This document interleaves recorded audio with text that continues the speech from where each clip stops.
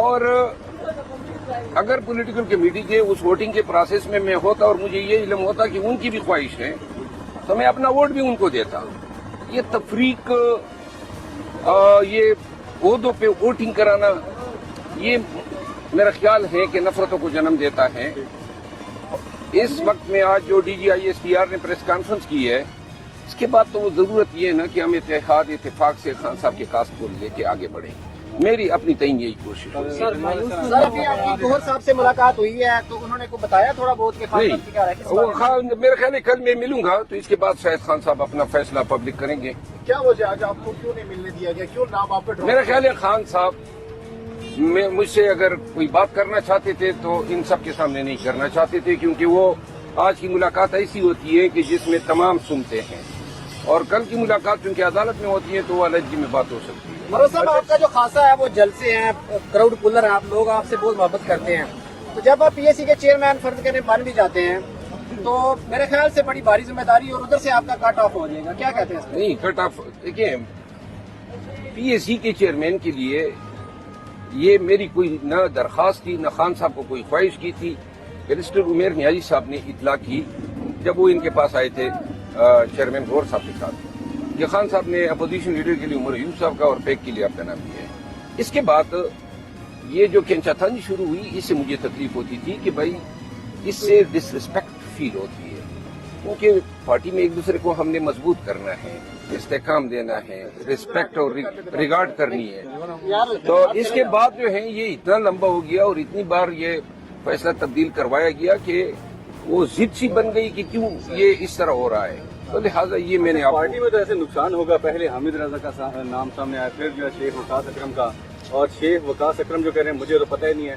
تو آپ کو کیا لگتا ہے کہ کون اس کے پیچھے کیوں یہ لابنگ ہو رہی ہے، آپ کے خلاف کیوں ایسی ہو رہی ہے؟ دیکھیے جی، یہ معاملات افہام متفقین سے بھی حل ہو سکتے تھے نا. پولیٹیکل کمیٹی میں مجھے اطلاع کرتے، میں آتا اور میں خود ان کا نام تجویز کرتا تو کتنے پیار سے بات سلجھ جاتی. یہ ووٹنگ کرا کے کہ فلاں نے اتنے ووٹ لیے، فلاں نے اتنے لیے، یہ تحقیر آمیز ہوتا ہے. خان صاحب نے کبھی ووٹنگ کے لیے کوئی ہدایت نہیں دی تھی. یہ انہوں نے میری غیر موجودگی میں اپنے تعین فیصلہ کیا. ان چیزوں سے اجتناب کرنا چاہیے. باقی میں ایک دفعہ پھر آن ریکارڈ کہنا چاہتا ہوں کہ شیخ وقاص اکرم اگر پولیٹیکل کمیٹی میں ہوتا تو اور مجھے ان کی خواہش کا علم ہو جاتا تو میں اسی کمیٹی کے سامنے ادھر کہہ دیتا کہ بھائی اس کے دے دے، ہمارے لیے جلسے جلوس احتجاج ہی کافی ہیں، ہم وہی کر لیتے.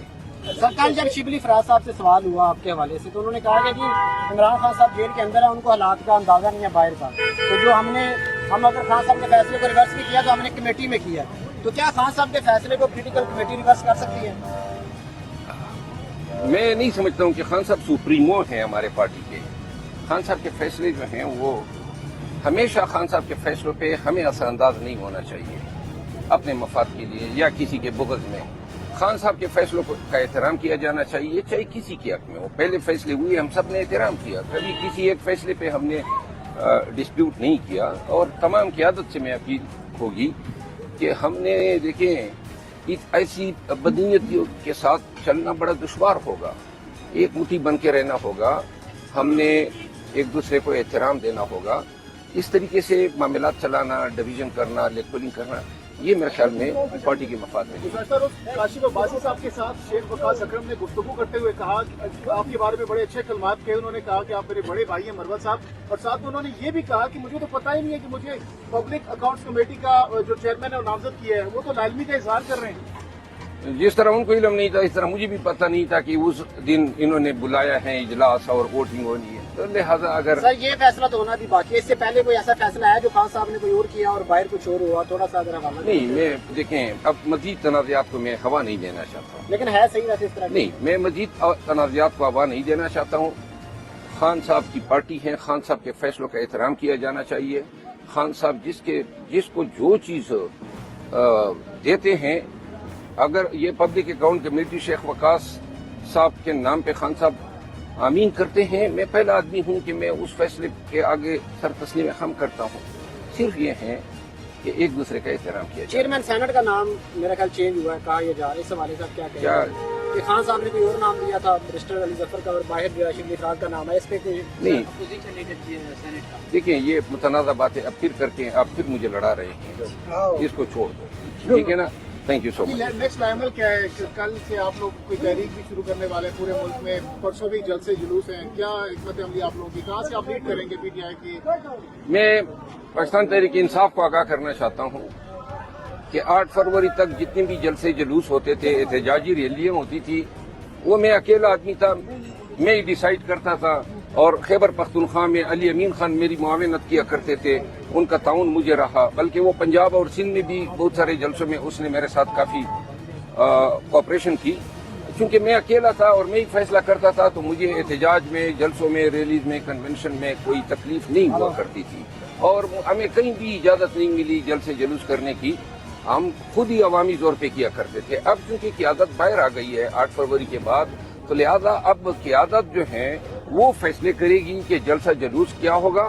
मुझे अगर किसी ने फराइज देने हैं तो मैं लब्बैक कहूँगा, और मेरी कोशिश ये होगी कि मैं अपने फराइज जो हैं वो खान साहब से गाइडलाइन लूँ कि खान साहब मेरे लिए एहतजाज में क्या रोल तजवीज़ करते हैं, और मैं उसी रोल को अमीन कहूँगा। बसूरत दीगर एहतजाज की जिम्मेदारी जो है अब खान ने जो है हवाले की हैं पार्टी की क़यादत को, तो लिहाजा वो जो गाइडलाइन देंगे मैं उनके पीछे बिल्कुल हर जगह पे लब्बैक कहूँगा। शुक्रिया।